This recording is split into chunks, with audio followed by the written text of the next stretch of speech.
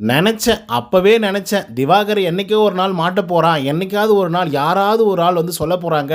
கண்டிப்பா இவங்க வந்து அபியூஸ் பண்றாங்க. கேவலமா நடந்துக்கிறாரு அப்படின்னு சொல்லுவாங்க அப்படின்னு சொல்லி எதிர்பார்த்துட்டே இருந்தேன். ஆனா அது யாருடைய வாயில வந்துச்சு தெரியுமா? விஜய் பார்வதியோட வாயிலிருந்தே வந்துடுச்சு. ஸோ கண்டிப்பா இது மிகப்பெரிய அளவுல பேசும் பொருளா இருக்க போகுது அப்படிங்கிறதுல மாற்று கருத்தே இல்ல. என்ன சொன்னாங்க அப்படின்னு பார்த்தீங்கன்னா, "அண்ணன் அண்ணன் நான் பழகுறேன். ஆனா என்கிட்டயே ஒரு எல்லை மீறி நடக்கிறே. பரவாயில்லையாண்ணே" அப்படின்னு சொல்லி கேட்டிருந்தாங்க. ஸோ ஆக்சுவலா என்ன நடந்துச்சு? அதை தவிர்த்து ரம்யா அவர்கள் ஒரு விளையாட்டு விளையாடுறாங்க பாருங்க. அப்பா! இந்த மாதிரி ஒரு விளையாட்டை யாராலையும் பிளான் பண்ண முடியாது. நிஜமாவே சொல்றேன். வேற லெவல் பிளானிங். செம்மையா பிளாஸ்ட் பண்ணி விளையாடிட்டு இருக்காங்க. ஒருவேளை அவங்க எதிர்பார்க்குற மாதிரி நடந்துடுச்சுன்னு வச்சுக்கோங்களேன், இந்த வாரத்தோடைய கேப்டன்ஷிப் அப்படின்ற லெவலுக்கு வந்து பார்த்தீங்க அப்படின்னா, அவங்கள வந்து தூக்கி கொண்டாடலாம். அந்த அளவுக்கு வந்து பார்த்தீங்க அப்படின்னா, வேற லெவல் வந்து கேம் ப்ளே பண்ணிட்டு இருக்காங்க. அண்ட் அதெல்லாம் தாண்டி அது நெகட்டிவாக கூட அவங்களுக்கு வந்து போகிறதுக்கான வாய்ப்புகள் வந்து இருக்குது. அதே போல் பாசிட்டிவ் ஆகிறதுக்கான வாய்ப்புகளும் வந்திருக்கு. ஏன்னா இந்த கேமை பொறுத்தவரையிலும் கொஞ்சம் தந்திரங்கள்லாம் யூஸ் பண்ணுற விஷயங்கள்லாம் யூஸ் பண்ணால் மட்டும்தான் வந்து பார்த்திங்கன்னா இந்த கேம்லேயே வின் பண்ண முடியும். அதுதான் உண்மை. அப்படி என்னதான் ரம்யா அவர்கள் வந்து ராஜதந்திரம் பண்ணிட்டு இருக்காங்க, இதனால் வந்து வீட்டுக்குள்ளே எந்த மாதிரியான பிளாஸ்ட்லாம் நடக்க போகுது அப்படிங்கிறத பற்றி இந்த வீடியோவில் முழுசாக வந்து பார்க்கலாம். ஸோ இந்த வீடியோக்கு போகிறதுக்கு முன்னாடி நம்மளோட சேனலை சப்ஸ்கிரைப் பண்ணாங்க, சப்ஸ்கிரைப் பண்ணிச்சுக்கோங்க. பக்கத்தில் ஒரு பெல் ஐக்கான் இருக்கும், அதையும் ப்ரெஸ் பண்ணி ஹாலில் போட்டுக்கோங்க. அப்போ தான் நாங்கள் அப்டேட் பண்ணுற ஒவ்வொரு வருஷம் உங்களுக்கு நோட்டிஃபிகேஷன் வந்து சேரும். அதை தாண்டி இந்த வீடியோ குறைஞ்சபட்சம் ஒரு 500 லைக்னா எதிர்பார்க்குறோம். ஸோ லைக் போடுங்க, வீடியோ பாருங்கள், வாங்க இந்த வீடியோக்குள்ள வந்து போகலாம். முதல் விஷயம் என்ன அப்படின்னு பார்த்தீங்கன்னா, நேத்திக்கு திவாகர் அவர்களும் விஜய் பார்வதி இவங்க 2 பேர் தான் QC-யாக வந்து பார்த்தீங்க அப்படின்னா ப்ரொமோட் ஆயிருந்தாங்க. அண்ட் அப்கிரேடட் வெர்ஷனில் வேறு லெவலில் நேத்திக்கு வந்து பண்ணியிருந்தாங்க. வீடே ஒரு ரணகலமாக ஆகியிருந்தது அப்படின்னு வந்து சொல்லலாம். விஜய் பார்வதி வந்து தன்னுடைய முடிவுகளை தான் திவாகர் அவர்கள் வந்து கேட்கணும் அப்படின்றதுல ரொம்ப ஸ்ட்ராங்காக வந்திருந்தாங்க. பட் திவாகர் அவர்கள் வந்து இல்லை எனக்கு பிடிச்ச சுவிக்கு வந்து நான் கொடுப்பேன், ரம்யாவுக்கு வந்து நான் கொடுப்பேன் அப்படின்னு சொல்லி அவர் ஒரு பக்கம் வந்து பார்த்தீங்கன்னா பிடிவாதம் வந்து பிடிச்சிட்டு இருந்தார். ஸோ இதுக்கிடையில் ஏற்பட்ட பிரச்சனைகள், கலவரங்கள் அதெல்லாமே நீங்கள் பார்த்துருப்பீங்க. பட் இன்றைக்கி ஒரு விஷயம் வந்து பண்ணுறாங்க, நல்லா கவனித்து பாருங்கள். நேற்றுக்கு வந்து விஜய் பார்வதி அவர்கள், நீங்களே நிறைய பேர் யோசிச்சிருப்பீங்க, என்னப்பா என்ன QC ஆஃபீஸர்னா நான் பெரிய இவளுக்கு என்னென்ன வேணுமானாலும் பண்ணியே தீரணுமா என்ன அப்படிங்கிற மாதிரி உங்களுக்கு வந்து யோசனை வந்து இருந்திருக்கும். கண்டிப்பாக விஜய் பார்வதி மேலே ஒரு நெகட்டிவான இம்பேக்ட் கூட வந்து கிரியேட் ஆகியிருந்திருக்கும் நேத்திக்கு பார்க்கும் பொழுது. பட் இன்றைக்கி என்ன நடந்துச்சு அப்படிங்கிறத பார்த்தீங்க அப்படின்னா உங்களுக்கு கேம் வந்து கிளியராக வந்து புரியும். அது நேத்திக்கும் நடந்தது. பட் முழுக்க பார்வதிக்கு மட்டுமே வந்து பார்த்திங்கன்னா நெகட்டிவாக போய் சேர்ந்துடுச்சு. பட் இன்றைக்கி வந்து நம்ம வாட்டர்மெலன் ஸ்டார் இருக்கார் இல்லையா, அந்த மனுஷன் வந்து பார்த்திங்கன்னா QC-யாக வந்திருக்காரு. அதே மாதிரி விஜய் பார்வதி நான் QC-யாக பண்ணுறேன் அப்படின்னு சொல்லி ஒத்துக்கிட்டு வந்துட்டுருக்காங்க. இப்போ திவாகர் என்ன பண்ணுறாரு அப்படின்னு பார்த்தீங்கன்னா லஞ்சம் கேட்குறாரு. புரியுதுங்களா? என்ன கேட்குறாரு? லஞ்சம் கேட்குறாரு. லஞ்சம் எந்த மாதிரி கேட்குறாரு? எனக்கு சாப்பாடு கொடுங்க, எனக்கு கை கால் அழுத்தி விடுங்க, ஜூஸ் கொடுங்க, அதை பண்ணுங்கள், இதை பண்ணுங்கள் அப்படின்னு சொன்னால் கூட ஏற்றுக்கலாம். இப்போ நீங்கள் ஃபோட்டோவில் பார்த்துட்ருக்கீங்களே, தர்பூசணி வந்து கொடுங்க அப்படின்னு சொல்லிலாம் கேட்கலாம். முட்டை கொடுங்க அப்படின்னு சொல்லி கேட்குறாரு. முட்டை வந்து இல்லாதனால நம்ம சபரிநாதன் இருக்கார் இல்லையா, அவர் வந்து போயிட்டு தர்பூசணி வந்து எடுத்துகிட்டு வந்து கொடுக்குறாரு. தர்பூசணியை கையில் கொடுத்தோடனே அந்த சீனை வந்து நம்ம ரீக்ரியேட் பண்ணிடலாம் அப்படின்னு சொல்லி தர்பூசணியை வாங்கி சுபிக்ஷாவை கூப்பிடுங்க, அசின் மாதிரி ஒன்று இருக்கட்டும் அப்படின்னு சொல்லி இந்த பக்கம் வந்து தர்பூசணி ஸ்டார் திவாகர் அவர்கள் வந்து கடிக்கிறாங்க. அந்த பக்கம் வந்து பார்த்திங்க அப்படின்னா சுபிக்ஷா வந்து கடிக்கணும் அப்படின்னு சொல்லி ரிக்வஸ்ட் பண்ணி கேட்குறாங்க. சார் நான் கடிக்கிறேன், எனக்கு ஏதாவது ஃபேவரட்டிஸ் வந்து பண்ணுங்கள் சார், எனக்கு பாயிண்ட்ஸ் கொஞ்சம் பார்த்து பண்ணுங்கள் சார் அப்படின்னு வந்து சொல்கிறாங்க.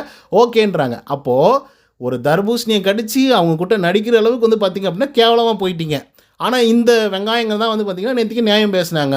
பார்வதி பண்ணுறதெல்லாம் தப்பு, அவங்க வந்து ஃபேவராக இல்லை, பயாஸ்டாக இருந்தாங்க அப்படின்னு சொல்லி. அப்போ நான் என்ன கேட்குறேன் அப்படின்னா, நீங்கள் நேற்றுக்கு வந்து ஒரு பெரிய கலவரம் வந்து நடந்தது. ரீசன் என்ன அப்படின்னா, ஒர்க்கர்ஸ் எல்லாம் உள்ளே புகுந்து சொல்லப்போனால் வந்து டேபிளில் எட்டி உதச்சி அப்புறம் பாட்டிலில் தூக்கி போட்டு ஒரு மிகப்பெரிய அளவில் பிளாஸ்ட் பண்ணி ஒரு வன்முறையை வந்து நடத்துனாங்க. இப்போ நான் என்ன கேட்குறேன், அவ்வளோ நேர்மையாக இருக்கிற நீங்கள் அவங்களுக்கே நீங்கள் லஞ்சம் கொடுக்குறீங்க, அதே போல் அவங்கக்கிட்ட போய் ஏன் டீல் பேசுகிறீங்க? அப்போ இது தானே கேமு. இப்போ டீல் பேசாமல், லஞ்சம் கொடுக்காம, அவங்கள எதுவுமே தனியாக கவனிக்காமல் நான் வந்து நேர்மையாக ஒரு கேம் ப்ளே பண்ணுறேன் அப்படின்னு சொல்லி நீங்கள் கேம் ப்ளே பண்ணீங்க அப்படின்னா அது கரெக்டாக இருக்கும். அந்த இடத்துல ஒட்டுமொத்த ஹவுஸ்மேட்ஸும் அவுட்டு. ஓகேங்களா? நல்லா புரிஞ்சுக்கோங்க. ரெண்டாவது, திவாகர் அவர்கள் தான் நேத்திக்கு வந்து பயங்கர மூமெண்ட்டை வந்து கிரியேட் பண்ணார். ஏன் அப்படின்னா பார்வதி வந்து பண்ணுறது எல்லாமே நெகட்டிவ் ஷேடு ஆனதுக்கு காரணமே திவாகர் வந்து பார்வதி செஞ்சதை வந்து ஒத்துக்கலை. ஓகேங்களா? அதனால தான் பார்வதி நெகட்டிவ் சைடு ஆகிட்டாங்க. திவாகர் வந்து பார்த்திங்கன்னா பாசிட்டிவ் சைடில் வந்து வந்துட்டாப்புல. ஆனால் அதே ஒரு விஷயத்தை தான் இன்றைக்கி பார்வதி என்ன பண்ணிட்டாங்க அப்படின்னா, நான் இண்டஸ்ட்ரியல் விசிட்டெல்லாம் வரல, அவங்ககிட்டருந்து எனக்கு எந்த வெங்காயமும் வேணாம், நான் வந்து இங்கே உட்காந்துக்கிறேன் அப்படின்னு சொல்லி அவங்க QC ஆஃபீஸ்லேயே வந்து பார்த்திங்கன்னா உட்காந்துட்டு இருந்தாங்க. பட் திவாகர் அவர்கள் வந்து பார்த்திங்கன்னா போய் நான் இண்டஸ்ட்ரியல் விசிட் பார்த்துட்டு வரேன் அப்படின்னு சொல்லிட்டு ஜாலியாக என்ஜாய் பண்ண போயிட்டாப்புல. அப்போ தான் இந்த தர்பூசணியெல்லாம் கொடுத்து கடிக்க சொல்கிறாங்க. அட்லீஸ்ட் சுபிக்ஷாவை கூப்பிட்டாரு. ஓகேங்களா? அது கூட ஏற்றுக்கலாம். அதுக்கப்புறம் வியானாவை கூப்பிட்றாங்க. அப்புறம் ஆதிரை வாங்க அப்படின்னு சொல்லி கூப்பிட்றாரு. யோ என்னையா நடந்துகிட்ருக்கு? இவங்களே வந்து பார்த்திங்க அப்படின்னா லஞ்சம் கொடுப்பாங்களாம். அதுக்கப்புறம் லஞ்சம் வாங்கக்கூடிய ஆஃபீஸருக்கு பயங்கரமாக ஆதரிப்பாங்களாம். அதே போல் இன்னொரு பொண்ணு செஞ்சாங்க அப்படின்னா அவங்கள என்ன ஏதுன்னு கூட கண்டுக்க மாட்டாங்களாம். சொல்லப்போனால் செருப்பை எடுத்து கழட்டி அடிக்கிற மாதிரி வந்து பார்த்திங்கன்னா ரியாக்ஷன் கொடுப்பாங்களாம். காலை நக்கி விடுற மாதிரி நீங்கள் இப்படி தான் பொழைச்சிட்ருக்கீங்க, நக்கி பொழைக்கிறீங்க அப்படின்னு சொல்லி ஒரு ரியாக்ஷன் வந்து ரீக்ரியேட் பண்ணுவாங்களாம். இதெல்லாம் எங்கே போய் முடியும்னு தெரில. ஆனால் மொத்த சுமையை தூக்கிட்டு போய் பார்வதி மேலே கொட்டிட்டாங்க. ஸோ அப்போ என்ன பண்ணுது அப்படின்னா ஒட்டுமொத்த ஹவுஸும் வந்து பார்த்திங்கன்னா எல்லாத்தையும் தூக்கிட்டு போய் பார்வதி மேலே கொட்டணும் அப்படிங்கிற ஒரு முடிவில் இருக்கிறது அப்படிங்கிறது உங்களால் புரிஞ்சிக்க முடியும் நான் நினைக்கிறேன். இது வந்து இதை விட கிளியராக என்னால் சொல்ல முடியாது. ஏன்னா நான் ஒரு 2-3 கமெண்ட்ஸ் வந்து பார்த்தேன், ஓகேங்களா, நம்மளுடைய சேனலுக்குள்ளேயே. அதில் என்ன சொல்லியிருந்தாங்க அப்படின்னா, கொடுக்கப்பட்ட டாஸ்க் அவங்க கரெக்டாக பண்ணியிருந்தா இவ்வளோ பிரச்சனையே இல்லை, ஆனால் அவங்க இப்படி பண்ணிட்டாங்க, லஞ்சம் கேட்டாங்க, ஃபேவரட்டிசம் பார்த்துட்டாங்க, பயாஸ்டாக இருந்துட்டாங்க அப்படின்ற ஒரு குற்றச்சாட்டு பார்வதி மேலே இருந்தது. அப்போ எனக்கு திவாகர் பண்ணுறதுக்கு பேர் என்னம்மா அப்படின்ற ஒரு கேள்வி வருதுல்ல. திவாகரே பண்ணாலும் கூட அவ்வளோ நேர்மையாக இருக்கக்கூடிய ஒர்க்கர்ஸ், ஓனர்ஸ் இவங்கெல்லாம் ஏன் சொல்லணும்? எதுவாக இருந்தாலும் நான் வந்து சந்திக்கிறேன், அது ரிஜெக்ட் பண்ணுங்கள், செலக்ட் பண்ணுங்கள், உங்களுக்குள்ளே எந்த டீலும் எனக்கு வந்து வேண்டாம், ஏன்னா மக்கள்கிட்ட கரெக்டான பொருள் போய் சேரணும் அப்படின்னு சொல்லி தான் நான் எதிர்பார்க்குறேன். நல்ல பொருள் அதை நீங்கள் QC பண்ணி கொடுங்க.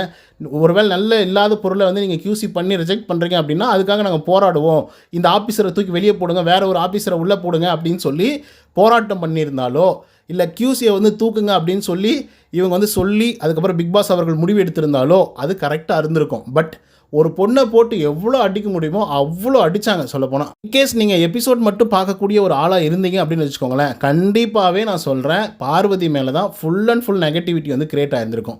பட் லைவில் பார்த்தீங்க அப்படின்னா தான் உங்களுக்கு என்ன விஷயம் அப்படிங்கிறது புரியும். ஸோ நேற்றுக்கு எபிசோடையும் கூட பாருங்கள், இன்றைக்கி எபிசோட் ரெண்டுத்தையும் கம்பேர் பண்ணி பாருங்கள். அப்படி பார்த்தீங்க அப்படின்னா என்ன கேம் அப்படிங்கிறது புரிஞ்சிக்க முடியுது. நான் சொல்லணும்னு நினச்சேன், அவ்வளோதான், வேறு ஒன்றும் கிடையாது. ரெண்டாவது விஷயம் வந்து பார்த்திங்கன்னா இந்த ரம்யா அப்படிங்கிற ஒரு விஷயம் வந்து இருக்கு இல்லையா, இவங்க வந்து நேற்றுக்கே ஒரு டீல் பேசியிருந்தாங்க பார்வதி கிட்ட. பார்வதிக்கு சுத்தமாக FJவை பிடிக்கல, சபரநாதனை பிடிக்கல, வினோத்தை வந்து பிடிச்சிருந்தது, வினோத்துக்கு ஏதோ ஒன்று பண்ணலாம் அப்படின்ற மாதிரி யோசிச்சு வச்சுருந்தாங்க. அதே போல் வந்து பார்த்திங்கன்னா சுபிக்ஷாவையும் அவங்களுக்கு வந்து பிடிக்கல. சரி, இவங்க எல்லாமே அகைனஸ்ட்டாக வந்து நடந்துக்கக்கூடிய ஒரு ஆட்கள். ஸோ ரம்யாவுக்கு வந்து நம்ம ஏதோ ஒன்று பண்ணுவோம் அப்படின்னு சொல்லி ரம்யா வந்து டீல் பேசுகிறாங்க. அவங்களும் வந்து பார்த்திங்கன்னா டீலுக்கு ஒத்துக்கிறாங்க. அதுக்கப்புறம் நிறைய குளறுபடிகள்லாம் நடந்துடுது. அதுக்கப்புறம் அந்த ஆட்டமே வந்து பார்த்திங்கன்னா வேறு மாதிரி மாறிடுது. திவாகர் தான் செலக்ட் பண்ணுறாரு. பட் ரம்யா அவர்களுக்கு 11 பாயிண்ட் இப்போதைக்கு வந்து இருக்குது. இப்போ மறுபடியும் வந்து பார்த்திங்கன்னா ஆன் போர்டு, ஓகேங்களா, இப்போ அதாவது விஜய் பார்வதி வந்து ஆன் போர்டு வந்துட்டாங்க, அதாவது அவங்க வேலைக்கு வந்துட்டாங்க. ஸோ இப்போ என்ன பண்ணிட்டாங்கன்னா மறுபடியும் வந்து டீல் பேசுகிறாங்க. ஓகே, நான் எல்லாமே உங்களுக்கு பண்ணித்தரேன், நாமினேஷன் ஃப்ரீ பாஸ் மட்டும் எனக்கு கொடுங்க, நான் எல்லாமே ஓகே பண்ணித்தரேன் அப்படின்ற மாதிரி விஜய் பார்வதி ஒரே ஒரு ஆள்கிட்ட மட்டும் தான் டீல் பேசுகிறாங்க, ரம்யா கிட்ட மட்டும், அவ்வளோதான். இப்போ ரம்யா என்ன பண்ணுறாங்க அப்படின்னு பார்த்தீங்கன்னா விஜய் பார்வதிக்கு வந்து அது தரணுமா தரக்கூடாதா அப்படிங்கிற ஒரு முடிவில் வந்து இருக்காங்க. நேற்றுக்கே வந்து பார்த்திங்க அப்படின்னா எபிசோடில் கூட காமிச்சிருந்தாங்க. சபரிநாதன் வந்து இருக்கார் இல்லையா, அவரும் FJ 2 பேரும் வந்துட்டு வேகமாக வந்துட்டு நம்மளுடைய அவங்க பேர் என்ன ரம்யா கிட்ட வந்து பேசுகிறாங்க, நீங்கள் டீல் ஏதாவது பேசுகிறீங்களா அப்படின்னு சொல்லி. இவங்களுக்கு என்ன அவசியம் இருக்குது? இவங்க 2 பேரும் ஓனர்ஸ் தானே. ஸோ ரம்யா கிட்ட பேச வேண்டிய அவசியமே இல்லை. ரம்யா அவர்கள் வந்து சபரிநாதன் அவர்களுக்கும் FJ அவர்களுக்கும் சொல்ல வேண்டிய அவசியமும் இல்லை, ஓகேங்களா, நல்லா புரிஞ்சுக்கோங்க. ஆனாலும் ரம்யா என்ன சொல்கிறாங்க அப்படின்னா, என்ன டீல் பேசுகிறீங்க அப்படின்னு சொல்லி கேட்கும்போது ரம்யா வந்து என்ன சொல்கிறாங்கன்னா, இல்லை நான் டீல் பேசியிருக்கேன், ஒரு வேலை நாமினேஷன் ஃப்ரீ பாஸ் கேட்டிருக்காங்க அப்படின்னு சொல்லி, நீ கொடுக்க போறியா அப்படின்னு சொல்லி அடுத்த கேள்வி கேட்குறாரு சபரிநாதன். அதுக்கு வந்து ரம்யா என்ன சொல்கிறாங்கன்னா, இல்லை நோ அப்படின்றாங்க. நோ சொல்லிவிட்டு இப்போ எப்படி அவங்க முள்ளால் எடுக்கிறாங்களோ அதே மாதிரி நம்ம முள்ளால் தான் எடுக்கணும், எல்லாம் ஜெயிச்சு வரட்டும், அதுக்கப்புறம் பார்த்துக்கலாம் அப்படிங்கிற மாதிரி வந்து ரம்யா வந்து நேற்றுக்கே சொல்லியிருந்தாங்க. இன்கேஸ் ரம்யா அவர்கள் வந்து ஆமாம் நான் கொடுக்குறேன் அப்படின்னு சொல்லியிருந்தாங்க அப்படின்னா சபரிநாதனுடைய ரியாக்ஷனும் FJயோட ரியாக்ஷனும் வேறு மாதிரி இருந்திருக்கும். அதே போல் ரம்யா அவர்களை வந்து மைண்ட் வாஷ் வந்து பண்ணியிருப்பாங்க, கண்டிப்பாக பிரெயின் வாஷ் வந்து பண்ணி அவளுக்கு கொடுக்காதீங்க அப்படிங்கிறத வந்து தெளிவாக சொல்லியிருப்பாங்க அப்படிங்கிறது என்னுடைய கருத்து. இன்றைக்கி அதுக்கேற்ற மாதிரி ஒரு ட்விஸ்ட் வந்து வைக்கிறாங்க. யார் அப்படின்னு பார்த்தீங்கன்னா அரோரா சிங்க்லர். அவங்க வந்து கேமை பெருசாக வந்து விளையாடல, நேற்றுக்கு ஓரளவுக்கு பண்ணாங்க. பட் இன்றைக்கி வந்து பார்த்திங்க அப்படின்னா சிங்க்லர் வந்துட்டு ரம்யா கிட்ட ஒரு ரிக்வஸ்ட் வந்து வைக்கிறாங்க. பாருங்கள், எனக்கு காயின்லாம் கொடுக்காதீங்க, நான் பாட்டில் கொடுக்குறேன், எனக்கு காயின் கொடுக்காதீங்க, எனக்கு வந்து நாமினேஷன் ஃப்ரீ பாஸ் கொடுங்க அப்படின்னு சொல்லி கேட்குறாங்க. இப்போ ரம்யாவுக்கு என்ன அப்படின்னா விஜய் பார்வதிக்கு கொடுக்கறதுக்கு மனசு இல்லை, ஓகேங்களா, நல்லா புரிஞ்சுக்கோங்க. QCயாக இருக்கிறது விஜய் பார்வதி. ரம்யா அவர்கள் வந்து பார்த்திங்க அப்படின்னா பாட்டில்ஸ் எடுத்துகிட்டு வந்து வெரிஃபிகேஷன் பண்ணிட்டு போனோம், QC வந்து செலக்ட் பண்ணோம். ஸோ QC ஆஃபீஸராக இருக்கக்கூடிய பார்வதி தான் அதை வெரிஃபிகேஷன் பண்ணி செலக்ட் பண்ணுவாங்க. ஆல்ரெடி ரம்யா லீடிங்கில் வந்து இருக்காங்க. இப்போ எவ்வளோ பாட்டில் செலக்ட் பண்ணோம் அப்படின்றத முடிவு பண்ணுறது வந்து விஜய் பார்வதி அவர்கள், ஓகேங்களா. இப்போ விஜய் பார்வதி கிட்ட தான் அந்த வெற்றியும் தோல்வியும் இருக்குது, ரம்யாவோட வெற்றியும் தோல்வியும். இப்போ அவங்க என்ன டீல் பேசியிருக்காங்கன்னா, நாமினேஷன் ஃப்ரீ பாஸ் நான் உனக்கு கொடுத்துட்றேன், என்னுடைய பாட்டில்ஸ் எல்லாம் வந்து அப்ரூவல் பண்ணிவிடு அப்படின்னு சொல்லி ரம்யா அவர்கள் வந்து விஜய் பார்வதிக்கு சொல்லியிருக்காங்க. கிளியராக புரியுதுங்களா? ஸோ இப்போ என்ன பண்ணிட்டாங்க, விஜய் பார்வதி ரெடியாக இருக்காங்க. ஓகே, நம்ம இன்றைக்கி எல்லாத்தையும் செலக்ட் பண்ணி அனுப்பிச்சிடுவோம், ரம்யாவை வெற்றியாளராக அறிவிச்சிடலாம், நாமினேஷன் ஃப்ரீ பாஸ் நம்ம கொடுத்துருவாங்க அப்படிங்கிற ஒரு மைண்ட் செட்டில் இருக்காங்க. அரோரா உள்ளர வந்து இந்த மாதிரி கேட்டதுனால ரம்யாவுக்கு வந்து என்ன தோணுது அப்படின்னா, ரம்யா அவர்கள் வந்து விஜய் பார்வதிக்கு தரக்கூடாது இந்த நாமினேஷன் ஃப்ரீ பாஸ். நம்ம ஜெயிச்சாலையும் அவங்களுக்கு கொடுக்கக்கூடாது அப்படின்றதுல உறுதியாக இருக்காங்க. So it's means it's like a betrayal. ஓகேங்களா, அதாவது துரோகம் பண்ணுற மாதிரி வச்சுக்கோங்களேன். இப்போ அரோரா சிங்க்லர் கொடுக்கறதுக்கு இவங்க தயாராகிட்டாங்க. அதுக்கப்புறம் கனியக்கா வந்து கூப்பிட்றாங்க. கூப்பிட்டு வந்து இந்த மாதிரி பண்ணால் ஓகேவாக்கா, நான் விஜய் பார்வதிக்கு கொடுக்கறதுக்கு எனக்கு மனசு இல்லை, விருப்பமும் கிடையாது. ஆனால் அரோரா சிங்க்லர் வந்து கேட்குறாங்க பரவாயில்லையா அப்படின்னு சொல்லி கேட்கும்போது, பரவாயில்ல நீங்கள் வந்து கொடுக்கலாம், இப்போது எல்லாமே விளையாடி முடிங்க, எல்லாத்தையும் வாங்கிக்கோங்க, அதுக்கப்புறம் வந்து எல்லோரும் முன்னாடி சொல்லும்போது நான் அரோரா சிங்க்லருக்கு வந்து கொடுக்குறேன், அதுக்கான ரீசன்ஸ் எல்லாம் சொல்லி நீங்கள் கொடுத்துருங்க. அதே மாதிரி பார்வதிக்கு ஏன் கொடுக்கல அப்படின்றதுக்கான சில ரீசன்ஸ் எல்லாம் சொல்லி கொடுக்காம விட்டுருங்க அப்படின்னு சொல்லி கனியக்கா வந்து சொல்கிறாங்க. அதை வந்து ரம்யா அவர்கள் வந்து ஓகே சொல்லியிருக்காங்க. ஓகேங்களா, இட்ஸ் மீன்ஸ் விஜய் பார்வதி கிட்ட அப்ரூவல் வாங்கி ஜெயிக்கக்கூடிய ரம்யா அவர்கள் நாமினேஷன் ப்ரீ பாஸை வந்து பார்வதி கிட்ட கொடுக்கணும். ஆனால் இவங்க நாமினேஷன் ப்ரீ பாஸுக்காக விஜய் பார்வதி கிட்ட அதாவது என்ன காம்போசிஷன் வந்து பேசிட்டு, ஆனால் அந்த நாமினேஷன் ப்ரீ பாஸை கொண்டு போய் அரோரா சிங்க்லர்கிட்ட கொடுத்துட்டு விஜய் பார்வதிக்கு துரோகம் பண்ணுறாங்க. இதுக்கு பேர் வந்து முல்லை முள்ளால் எடுப்பது என்பது தான் ரம்யாவுடைய கோட்பாடாக வந்திருக்கு. இதுதான் அவங்களுடைய ராஜதந்திரமாக வந்திருக்கு. பட் இது எல்லாமே எக்ஸிக்யூட் ஆகுமா அப்படிங்கிறத நம்ம பொறுத்திருந்து தான் பார்க்கணும். எக்ஸிக்யூட் ஆச்சு அப்படின்னா மேபி இந்த எண்ட் ஆஃப் தி வீக் வந்து அவங்க ஹீரோவாக கூட மாறலாம், இல்லைன்னா ஜோக்கராகவும் ஆகலாம். அதை நம்ம பொறுத்திருந்து தான் பார்க்கணும். பட் இன் பிட்வீனில் என்ன ஆயிடுச்சு அப்படின்னு பார்த்தீங்கன்னா, திவாகருக்கும் பார்வதிக்கும் மிகப்பெரிய அளவில் சண்டை வந்துடுச்சு. ஸோ அவங்க தாச்சு பூச்சின்னு வந்து கத்த ஆரம்பிச்சிட்டாங்க நம்மளுடைய திவாகர் அவர்களை. திவாகர் அவர்களும் திருப்பி திட்ட ஆரம்பிச்சிட்டாரு. ஸோ அதனால் இவங்க 2 பேருக்குள்ளே முரண்பாடு வந்துடுச்சு. ஓகேங்களா, அதனால் கலையரசன்கிட்ட விஜய் பார்வதி என்ன சொல்கிறாங்க அப்படின்னா, எப்பா சாமி, இவனை நான் காப்பாற்றினதெல்லாம் போதும், எனக்கு இந்த நாமினேஷன் ஃப்ரீ பாஸ் கூட வேணாம்ப்பா, வேணாம், நான் வந்து டேரெக்டாக நல்லாவே வந்து பார்த்திங்கன்னா நான் வந்து QC வந்து பண்ணுறேன், குவாலிட்டி செக்கிங் வந்து பண்ணுறேன், எனக்கு இந்த நாமினேஷன் ப்ரீ பாஸே வேண்டாம் அப்படின்ற மாதிரி வந்து சொல்லியிருக்காங்க. கலையரசனும் அதை தான் சொன்னார், நீங்கள் வந்து நேர்மையாக பண்ணுங்கள், எந்த பிரச்சனையும் வராது அப்படின்னு சொல்லி. பார்ப்போம் நேர்மையாக பண்ணுறாங்களா அப்படின்னு சொல்லி. அண்ட் அதுக்கு ரம்யாவோட ரியாக்ஷன் எப்படி இருக்குது அப்படிங்கிறத நம்ம பொறுத்து தான் பார்க்கணும். ஸோ இதை பற்றின உங்களோட கருத்துக்கள் என்ன அப்படிங்கிறத கமெண்ட்ஸில் வந்து பதிவு பண்ணுங்கள். இந்த வீடியோ உங்களுக்கு வந்து பிடிச்சிருந்தா லைக் அண்ட் சப்ஸ்கிரைப் பண்ண மறந்துடாதீங்க. நன்றி, வணக்கம்.